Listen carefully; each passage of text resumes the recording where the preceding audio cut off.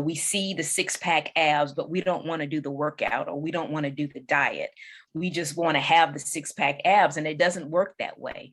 The difference between the haves and the have-nots are the haves have done the thing.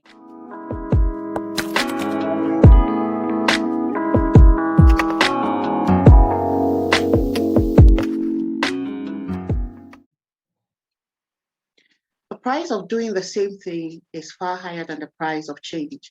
And this is by Bill Clinton. Welcome to season 2, episode 23 of our podcast series, the podcast that is spreading positivity around the world through the sharing of real life experiences. With me today is Inga Faison Cavitt. Inga worked as a mechanical engineer in chemical plants for over 20 years. She left in February 2020 in pursuit of her dreams. She will be sharing with us today life whilst she worked as a mechanical engineer and now as an entrepreneur. Hello, Inga, and welcome to Podcast with SHEILA. Well, hello there, SHEILA. Nice to see you again.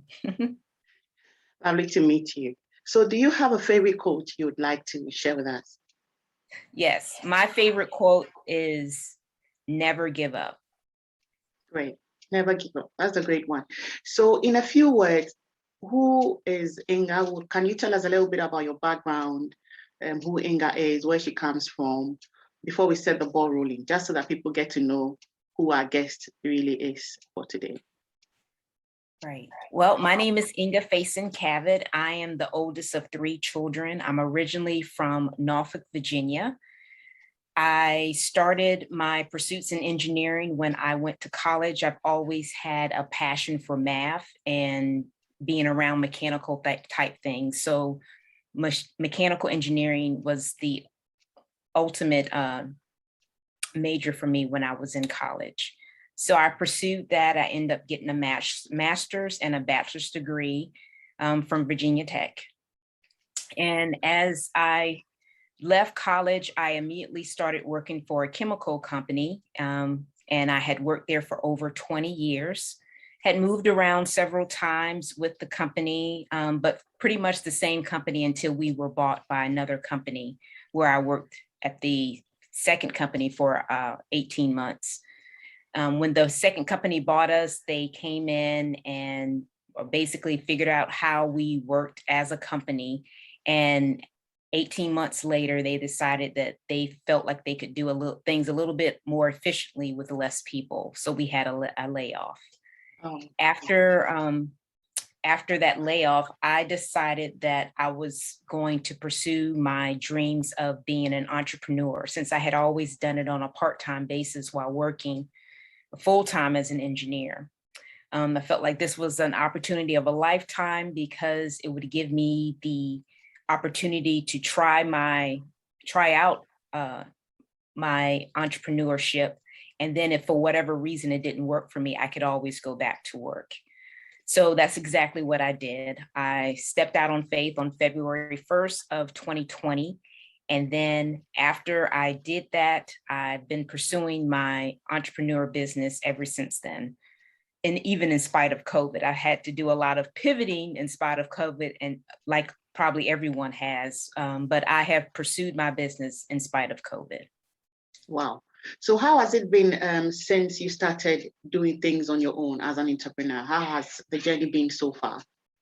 The journey has been quite adventurous. One thing that I absolutely love is the freedom and flexibility that I have as a result of doing my own business. In addition to that, I also enjoyed more time with my family. I didn't have as much time with my family as I did before because I was constantly running. My job was probably about a 30-minute drive from where I live. So I had round trip commute about an hour that I missed from my family. In addition to any of my son's activities were 30 minutes from me as well. So if he had some kind of program or honors program, I would literally have to take off to get to where he was. It wasn't a kind of, I could do it at lunch break thing, because with most chemical plants, I'm sure most people know, they're kind of out in the boonies. And as a result of that, it would take me a while to get there. So that flexible schedule, that freedom and more family time has been definitely something that I've thoroughly enjoyed. Also, being an engineer, I am a trained problem solver. So when I had to figure out this thing with COVID, how I was going to continue to work my business, which prior to COVID was an in-person business, that really got my juices going, because that's what I was used to doing anyway, trying to figure things out and making it happen in spite of what was in front of me. So I've thoroughly enjoyed the challenge that I've gotten from being an entrepreneur and the extended family time, for sure. Great. So what exactly are you doing now as an entrepreneur?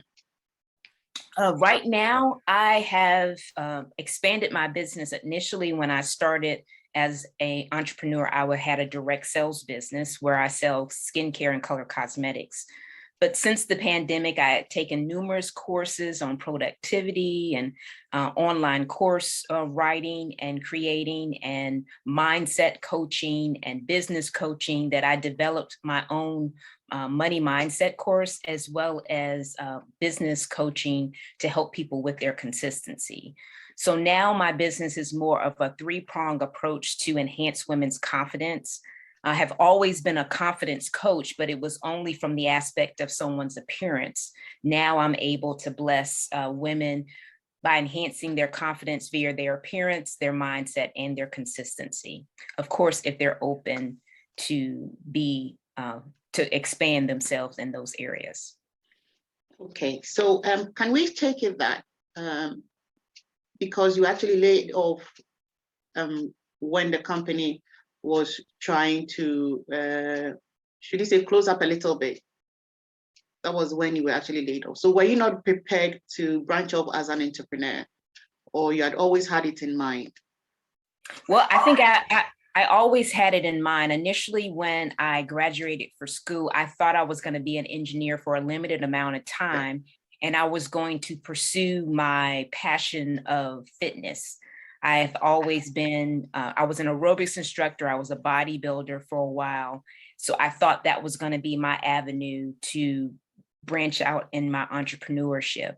But then when I was exposed to my direct sales business, I just loved the camaraderie of being around positive, empowering women and helping other women reach their goals and live the life of their dreams, that my passion for entrepreneurship changed from the fitness industry to direct sales.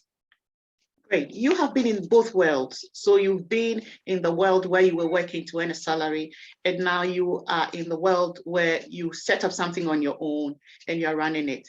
Tell us, how different are both worlds, or how challenging are both worlds? So if somebody is thinking of starting or branching off on their own, should they go that way? What should they do? Should they be prepared? Because you've been in two worlds, so you'll be able to tell us, give an advice on that. Well, I'll say, when you work in a corporate world, you have to basically do what they tell you in the time frame that they tell you to do it in, and then you are bonded by a limited amount of salary. Whatever salary they decide that they're going to give you, then that's what you have. You have to ask when you're going out on vacation. You really don't have, well, in my case, there are times when they want you to be at work when you may not necessarily want to be there. You have maybe some other family obligations that you feel in your line of thinking that is more important to what they have going on. But because you're getting paid, you're basically obligated to be there when they want you there. Now, from the avenue of an entrepreneur, you don't have that check, that guaranteed check on the 15th or the 30th, or even if you get paid once a month. So you are responsible for making the cash register ring. So I know many of my friends at work would have what we're called in-plant vacation days, where you're just kind of there in body, but not in mind.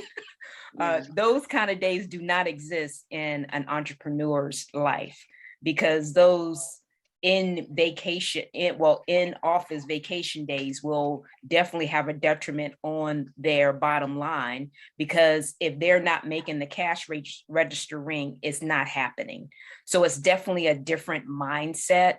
I guess you're more strategic about what you do and why you do it. I know personally, I rely on my intuition more as an entrepreneur than I did as an employee, because for the most part, they kind of told me what they wanted me to do. As an entrepreneur, you're figuring it out as you go. Most of the time you don't see the whole staircase, and when you are working in the corporate America, they pretty much show you the staircase. As an entrepreneur, you'll probably just see that first step, and after you take the first step, then the next step will come. And then as you go up the stairs and you look down, you're dazed, glazed, and amazed that all of these things have happened, but it wasn't a clear path to you initially when you started off. It's something that just came a little bit at a time, and you had to have the faith just to take the step, and you'll know in your heart of hearts that that's what you're supposed to do, because you can feel it, that that's the right thing to do. But as an employee, you don't even worry about your you don't worry about your intuition, because you're basically doing what they are telling you to do. The CEO is probably the one that's basing their decisions on their intuition, where you as an entrepreneur, you are now the CEO, so you have to do that. So that is very much the difference. It's a completely different mindset than someone working as an employee than compared to someone that's actually building a business. Would you advise somebody who's just come out of the university to start up something on their own? Because, there are a lot of motivational messages out there saying people should start it right away when they think they have a passion for it. Go for your dream, follow your dream, and all of those things. Would you advise somebody who's just come out of uni to go straight into entrepreneurship when they don't have the means? When I'm talking about the means, the financial support and other things, or you'd advise them to go work first, earn some income before they branch off on their own? What would be your advice to somebody like that? And I hate to say this because I know this is kind of indecisive, but I would say it this way. I really say it depends. It depends on the person. I think when you're just getting out of school, if that has been your choice, your path in life is to finish and get your degree. At that particular point, you have no obligations. You don't have a house. You don't have kids that you're raising. You don't have those responsibilities as someone would have if they were working in corporate for 10 plus years, and now all of a sudden they have all of these obligations that they're responsible for. So if for whatever reason they're failing forward to success, and failure is really a learning process, not something bad, then their failure is going to have more detriment on their family than it would for a single person just right out of school and maybe could stay with their parents while they're trying to figure it out. So I think it really depends on the person. Now, by all means, I'm not saying that it's okay for someone that just graduated from school to go live with their parents and they're just sitting on their hands watching TV all day and talking about how they want to start a business. I'm talking about someone that's taken actionable steps to make it happen, but for whatever reason, they don't have the monetary funds, and they may even have to work a little bit just to kind of fund their company anyway, because when you're starting a business, you are going to need some financial investment. And unless you have a venture capitalist, which there are some detriment that comes with that as well, you're going to have to kind of finance the show anyway.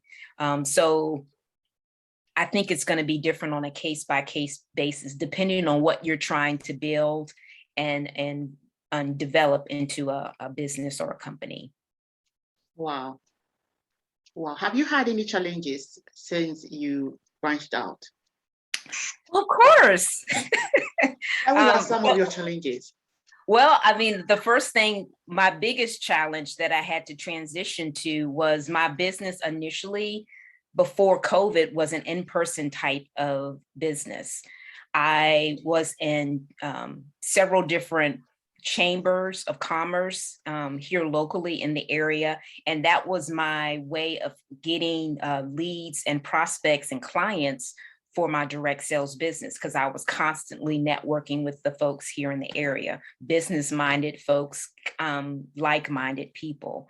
So when the pandemic happened, that in-person business then transitioned to a virtual business, which has been a blessing in itself, that my once local business that was primarily within a 2-hour radius of where I live is now more, well, now it's a global business because I've met so many people virtually on social media that I probably would have never crossed paths with if I did not interact with them on social media. Just, I mean, like you, an example. Exactly. I mean, you're in the UK, I'm in the United States. Our paths would have never crossed unless we just happen to be in an airport somewhere. Yeah. So that aspect of it has definitely been great.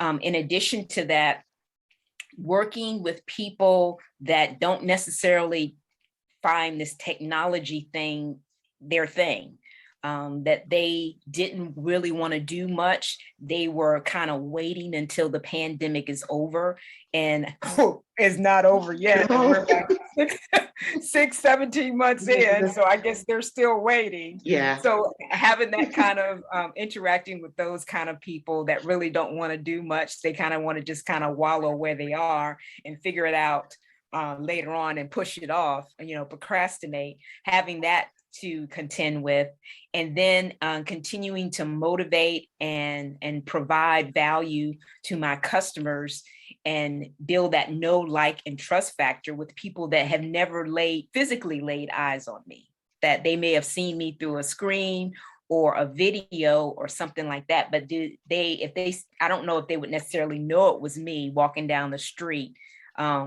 because they haven't met me in person. Yeah. So I think that has been the biggest struggle. But in spite of all of that, I have always had the I'm going to figure this thing out kind of attitude. And that's why I gave you that quote of never giving up, because that's basically been my life. I mean, I've been in a male dominated type of profession for years. Yes, even when I was in college. And there were times when I wouldn't necessarily get something or I couldn't figure it out. But I don't know, for whatever reason, it's something inside of me was just like, you're going to figure this out. You're going to do this. If you just have to go and bug the teacher 50 million times to figure this out, you're going to do it. And I think that has been one of the things that have propelled me in doing what I've done over these years of being a female in a male dominated type of profession, and then pursuing an entrepreneur type of, an entrepreneurial path as far as, providing for my family instead of a corporate path. I mean, I realize entrepreneurship is not for everybody. Yeah. And I'm kind of glad that it's not for everybody, because at the end of the day, I need help. And if I don't have other people that are going to help me build the dream that I have in my head of that, do that next step that my intuition or the Holy Spirit is telling me to do, then I'm not going to get it done. And I'm grateful for the people that are not the entrepreneurs, because they are going to be the doers that are going to help me make my dream a reality. Wow. Just because I asked you if you've faced some challenges, let me ask you, have you also had some successes as well? Yes, and I've made it a point to document my successes. And I think that when you are going towards a goal or a dream, that we need to look at this, the key learnings. And the key learnings in my eyes are the mistakes that we make, the failures that we have. So they're not bad, they're actually good. And then the success, and it's just the little successes, and the little successes are what's going to push you along the way, that when things are getting really hard and you're kind of in that valley, you just have that little success that's going to fuel you just a little bit more to say, okay, I'm going to keep going to get through. So, things of like new team members, having a course launch that was successful, having people give me feedback that I provide them value, I've had numerous people on my social media platforms saying that they enjoy my content, that it's valuable and positive, and they look forward to reading it. That kind of thing is what fuels me and keeps me going. So I think those are the things that are going to help people grow into that person that they're destined to become. Those little wins, and you documenting those little wins are definitely going to, boost up your gratitude as well as your appreciation for the process and the journey that you're going through, because that's what it is. That's so true. That thing you just mentioned about documenting your little wins and successes is going to push you. It's so true, because I do it a lot. And when you do it, sometimes you wonder and you ask yourself, how did I get here? Right. Because then you get a tall list of things you've done. And did I do this? Sometimes you look at, did I actually do this? Did I do this? And you become so proud of yourself. And then it gives you encouragement knowing that if you did this, then you can do the next one on the list. Right. And you can do the next one on the list. I think that's really, really true. I want to ask you one other thing. When you decided to branch out, was it something you were working out gradually on your own, or did you share the idea with somebody? If you did, what did the person say? Was the person a source of encouragement to you, or did the person try to break your spirit and tell you better go and look for another job or something out there because it's a difficult thing to do? Right. Well, I can tell you, when I told my husband about it, he was a little nervous about it, but I told him that I felt like this was an opportunity of a lifetime, and that if for whatever reason it didn't work out, I could always go back to work. So I think he was supportive of me because I gave him what the plan B would be. That, I had already kind of thought through that. I think people get concerned when people get caught up in a dream and they don't necessarily have a plan B, that they are willing to just go out there and float. And to me, that gave me peace of mind too, that this is what I'm going to end. If it doesn't work out, this is what I'll ultimately have to do. Whether I want to do it or not, that's what I'll ultimately have to do. But I'm going to work like not for that to happen, but I'm gonna, but it's just peace of mind of knowing, okay, I already know if it doesn't work out, this is what I'm gonna do. But the thing about entrepreneurship is, well, you have all the time to yourself. You decide when to work and all of that. But when you start at the beginning, you realize you don't have too much time to waste. You're working around the clock. I don't know if it's the same with you, but it's the same with me. You just can't lay a project down until you see that it begins to bring in results. I don't know if it happens for you. Yes, I would totally agree. Or you are woken up in the middle of the night because you got this great idea. I've had this many a times happen, and you got to go write it down, and it keeps flooding. I mean, it's like a flood. I mean, the ideas are just so powerful and coming to you, and you're just like, okay, can you just like, Lord, please wait a minute so I can write all of this stuff down. And then as time goes on, to me, it lasts for me probably about an hour and a half, sometimes 2 hours, where I'm sitting just meticulously writing notes. I know when I came up with my money mindset course, that's exactly how it happened, that it was just a flood of ideas, and all of this came at me at once. And it was like 2 or 3 o'clock in the morning. And my husband is like, well, what was wrong with you? Why did you have to get up? I was just like, okay, it's just one of those nights again. So I had to go write everything down, and knowing that that's okay. When that happens, that's just, again, your intuition or the Holy Spirit guiding you and telling you, this is your next step. This is what you want to do next. So again, like we talked about, when you write down those little wins and you look down at you look down at that staircase, and you're just like, I had no idea that this was going to come like this. And it's because you took the action when it came. That's so true. It's because you've taken it the direction you've just gone. I want us to emphasize on it and say that I think being an entrepreneur is so difficult, and if you don't have the backing of the Holy Spirit, it makes it extra difficult, because sometimes you need a door to open for you, because as an entrepreneur, it's when you move that results come. When you stay idle, you don't actually make any progress. Right. So you first need the direction of the Holy Spirit, and then you actually need to move with confidence. And I think all of that, most of that, you have to be empowered by the Holy Spirit. It's because we've gone this direction. So I want us to just emphasize on a little bit on that, and then we move away from it. So Yes. for me, that is what has worked for me. I think everything I'm into now is being the direction of the Holy Spirit. I think I've shared a number of times on this podcast when I came out of the university and I couldn't find a job, even with the high grades I had. And I felt pressured to start something on my own. And when I started, I didn't even know the direction I was going, seriously. I didn't know that I was gearing towards empowering women. But I've been consistent in that area, and I do it so well. It comes so easily to me. And when the recommendation I get from the women who I have sort of empowered tells me that this is where I belong. And I think it's just been the direction of the Holy Spirit. And for some reason, they wouldn't give me a job, but I found myself doing what I'm doing. Then it just means that this is the area I'm supposed to be operating in. So seriously, I don't think I've struggled so much in empowering women.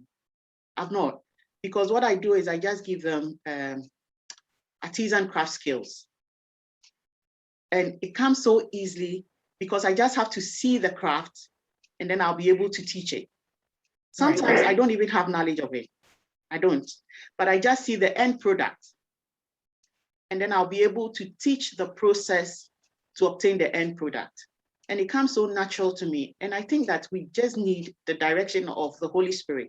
Well, this goes for believers though, but if that is not your way, that's fine. But as believers, we can talk like this, knowing that the Holy Spirit has always been the guide. And because you've mentioned it, so it means that it's truly a fact, actually, that if we are Christians or if you are believers, the Holy Spirit and the guidance of the Holy Spirit makes things very easy for us because he's always dropping things in our spirits. And then when we go along with his leadership, it works out for us. Yes. Yeah. And the key to that is that you want to take action. I think so many times people have those ideas, but for whatever reason, they're afraid to take the action. They think, oh, maybe I shouldn't do this, or this is different from what everybody else is doing. And it's okay to be different because their path is not your path. And that if they were meant to do it, the Holy Spirit or the intuition or whatever you want to call it, well, it would have been given to them as well. So it's not meant for them to understand. It was given to you for a reason. And what you want to do is to put whatever was given to you into action. Don't hesitate. I know at times we can be really fearful and not know if it's the right thing to do, but I can tell you from experience that when you get that inkling, it's the right thing, even though it's completely different or outside of your comfort zone. It's definitely what you should do. Have you also realized that the things that will seem to work in the future don't look presentable when you start? Exactly. Yeah. Everything that will become a success in the future, at the beginning, they don't look presentable, or they look like this will never work. Right. Yeah. And I think the reason it's that way is because you have to grow into the person that you're supposed to become to get that XYZ goal or whatever was blessed, whatever idea or activity or next step was given to you. You have to grow into it. And that's why it seems so unbelievable, because the person you are today is not the person that you will be after you go through the journey of getting where you were supposed to be. I think that is the difference. I like that. I like that. And another thing I would like us to draw emphasis on is the kind of people that surround you, like the kind of people in your group will also help you either make it or not make it. Because I remember when I decided to go solo and do things on my own, I remember my friends would drive to my house and come and show me their new cars in a way as to tell me, you're kind of wasting your time here, because get a job and get the things you need to get. And I remember my mom was always on my neck, go and get a job, go and get a job. But at a point, I wasn't interested in looking for a job. And I wanted to, and I can say that I'm seriously fulfilled. If I have to live my life all over again, I'll choose the path of being an entrepreneur and never have to work for anybody, just because of the freedom that I have, and also because of the amount of money that I think I make, that if I was probably doing some kind of job, I may not be able to make it, because I have the opportunity to do 2, 3 things, 4 things at the same time. But if you have to be working for somebody, they take all of your time and you just be doing one thing. or even if you have the opportunity, 2 things and not 3, 4 things. So for me, I always pick entrepreneurship over anything else. Anyway, I also read from your story summary that you are into empowering women. So what exactly do you do to empower women? I enhance women's confidence for them to be more self-reliant and grow into the person that they're destined to become through my triple threat method called AMC, which is I enhance people's appearance, because when you feel good, you look good. And when you look good, you can do more. I enhance their mindset. Mindset is essentially the lenses that we see the world out of. The world is a neutral place, and it can either be positive or negative based on the lens that we're looking out of. So it's based on what's between our 2 ears. So if whatever is between our 2 ears is positive, it's going to be a positive thing. You're going to attract positive type of outcomes to you. Does that mean that everything is going to be positive? No, but your perspective, because it is positive, is going to change your outcome. Now, we have events that happen in our lives that we have no control over, but we do have a response that we can either be positive or negative about. And because those 2 go together, when you add them together, that is essentially what the outcome will be. So whatever that outcome is really based on how we view the world. And I realized through this pandemic that the way we view the world is what's going to be very, has going to have a great effect on what our outcome is going to be. So I realized I needed to help people with their mindset as well, and not just their appearance. And then on top of that, based on everything that we've said today, is the consistency. We can be blessed with wonderful ideas. We can have a great mindset, but if we are not consistently working on that day in, day out, that daily grind that not everybody wants to go through. You know, we see the 6-pack abs, but we don't want to do the workout, or we don't want to do the diet. We just want to have the 6-pack abs, and it doesn't work that way. The difference between the haves and the have-nots are the haves have done the things that the have-nots don't want to do, and that's be consistent. So for those that are open to being consistent, I do have business coaching and an activity log that will help them along the way to be more consistent. So that's why I call it the AMC method, a triple threat that allows women to enhance their appearance, to enhance their mindset, and then drive all of this with their consistency. Wow, wow, wow. That's so impressive. That's so impressive. Let me ask you, if you had the opportunity to really live your life all over again, would you do things differently? Would you start straight as an entrepreneur, or still go and work and then branch off later like you're doing now? Well, I think I would have still worked, because I know when I first started working, one of the interviews I had, they wanted me to do something different than what I had gone to school for. And my thing is, I had spent all of this time, trial and tribulations. I had all this sweat equity in my degree that I wanted to know that I could do that for myself. And I believe that that time when I was working allowed me to do that. Now, would I have gone as long as working? Because I worked over 20 years in the corporate world. Probably not as long. I think I probably would have pulled out earlier. But I think the mere fact that I was in it as long as I was really developed my appetite for being an entrepreneur, because I knew how I didn't want it to be. It let me know for sure how I didn't want it to be. And then to have the desire and the aptitude and the consistency and the mindset to want to work to do something different. Well, people say that being a mother is a full-time job. Yes. It is.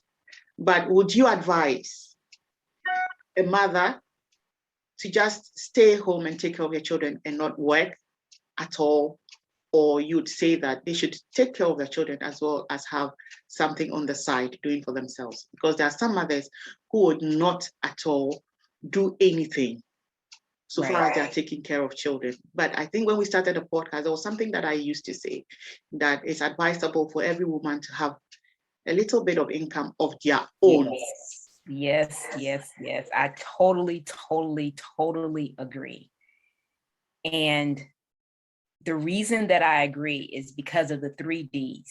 I remember going to a workshop and they talked about this, that as women, some women that are maybe they work at home, and there's nothing wrong with that. I don't want anyone to say that I think that it's wrong to be a mom, an at-home mom, because I don't think it's anything wrong with that. Yeah. But I also think that you have to be vigilant and think about your children. Yes, your husband may have this great job, okay? But what if your husband dies unexpectedly? One of my girlfriends just here recently, her husband was unexpectedly killed in a car accident, just gone, just like that. That could happen. And if you have no means to take care of your family, what are you going to do? What if for whatever reason, it doesn't work out between you and your husband? Yeah. And you still have kids to take care of. So you got the second D, which is divorce.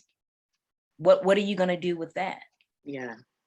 Yeah. Or the third D, which is debt. What if for whatever reason your husband gets sick, he stops working, he can't work like he was working, he was making this glorious salary, and now because he was sick, you have all of this debt. What are you going to do? Yeah. My mom has always instilled in me that you got to be able to count on number one, and number one is you. Now, granted, for whatever reason, you may be at home with your kids, but I think at the end of the day, you need to know in your heart of hearts that you can take care of your kids and you can take care of you. Exactly.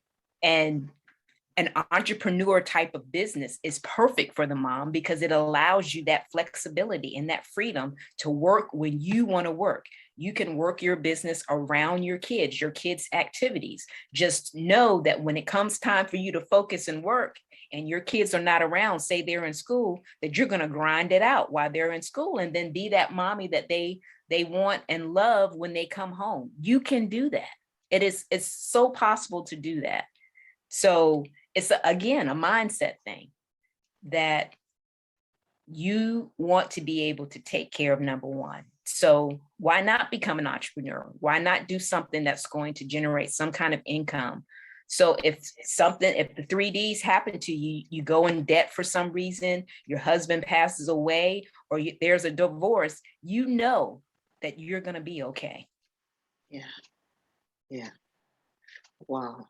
All these things you just said, they are so true. I just pray that somebody will listen to us and have a mind change, really, and just have a mind change as to all of these.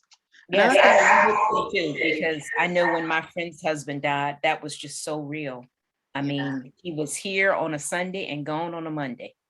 I mean, it's just, it just kind of just, I guess he really hit us to the core because he was a close personal friend of ours, and our sons played together and almost are like cousins.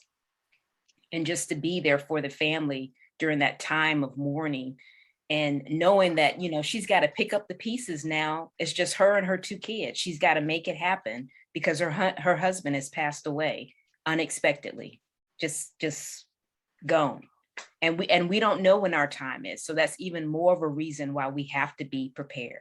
We gotta be able to be prepared for whatever reason if we got to pick up the ball and start running. Wow, that's great. That's great. Just because you're into confidence building, let me ask you, and let me just use myself as an example. So here is a woman who's just had children and her body's out of shape. She's not taking good care of herself. She doesn't look good, really.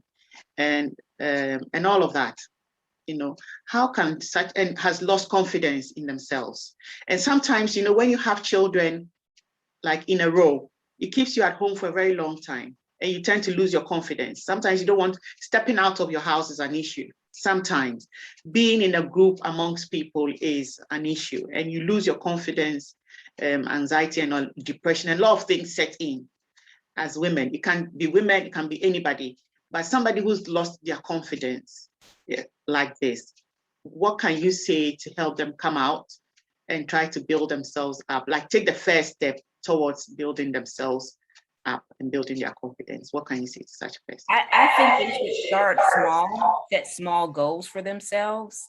So they can have little wins like we talked about earlier.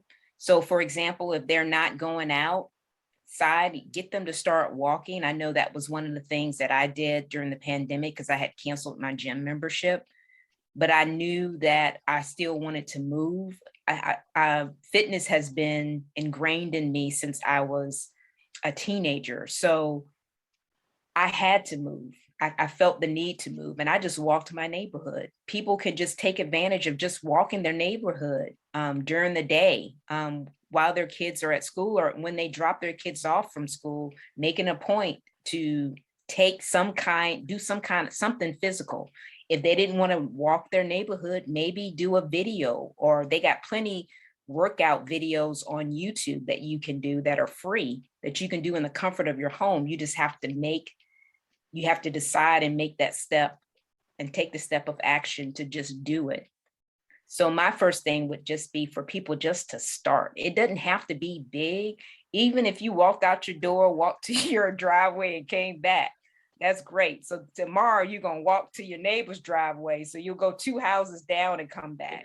You just got to start somewhere. And I would say start smaller more so than starting big, because when you start big, then it's so easy to say, oh, I can't do this. But if you start small, you're just like, I can walk outside, walk the driveway 2 times and come back. And tomorrow I'm gonna do it 3 times. Yeah. And maybe the next day I'm gonna walk 3 times and then walk to my neighbor's driveway and come back. I mean, just start and start small, and then document your wins and know that it's a learning process and that you can do it. Wow, that's great. Inga, have you had any regrets in life?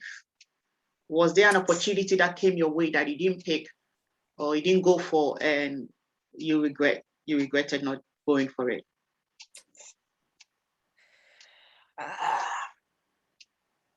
I'm sure I can't think of anything right now. I know at one time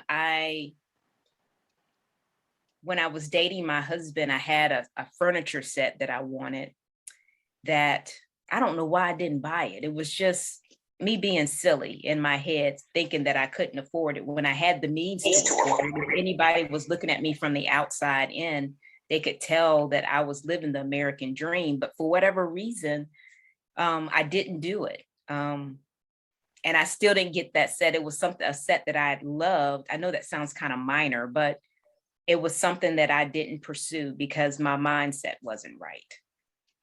There have been opportunities where I may have wanted to talk to someone, but because of my imposter syndrome, thinking, well, this person has got this going for them and that going for them, why would they talk to me?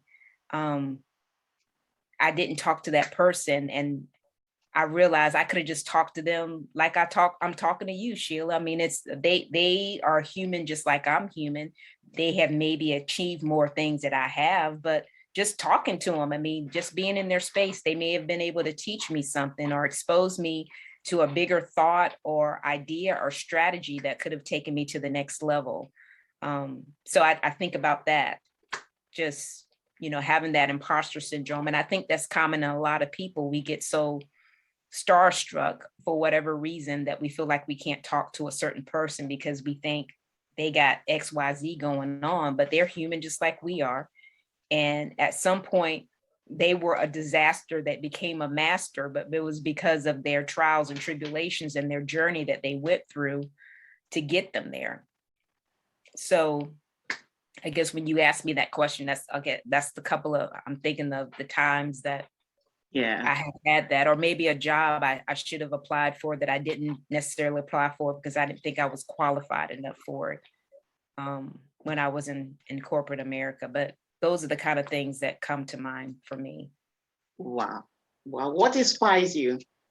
Who or what inspires you? Is there something that inspires you, or is there somebody that is your inspiration? Well, I would have to say it would definitely be God. I mean, I'm always doing some kind of devotional daily, or I'm in prayer, working to figure out what my next step is. So that's definitely an inspiration. My son has been an inspiration to me. I know there was a course that I wanted to take, And I was just kind of telling him about it. It was a very expensive course. And I went on ahead and took it because he was just so, Mommy, you should just do it. I don't understand why you wouldn't do it. You'll be great at it. You should just do it. So just listening to him be my little cheerleader, I end up taking the course. And as a result of that, I have not had any regrets yet at all. I'm so glad I did instead of wished I had. And I think at times we sometimes get that voice in our head on how we shouldn't do something because we're trying to logically justify why we should do it. And that's the thing about it that I love about the intuition, because the intuition is not logical. The Holy Spirit, when you hear it, it's a calm voice. It's a calm voice. It's a peaceful voice. It's full of joy when you hear it. It's just like you said before, like, I just can't see myself doing that though. And it's because you just haven't grown into that person for it to happen. But when you follow that, you are just, as my father would say, dazed, glazed, and amazed on the outcome of it. And you are so glad you did instead of wish you had. Wow. Is there something you had wished that we discussed that we've not discussed yet? No, I think we've pretty much discussed everything that we had talked about. So yeah, I just hope I'm an inspiration to someone, whoever's listening to this. I just want you to know that you can do it, even in spite of the obstacles and failures that you've had. I think people see obstacles as meaning that they need to stop, but the obstacles are what's transforming you into that person that you're destined to become. It's kind of similar to when you put an egg in some water on the stove.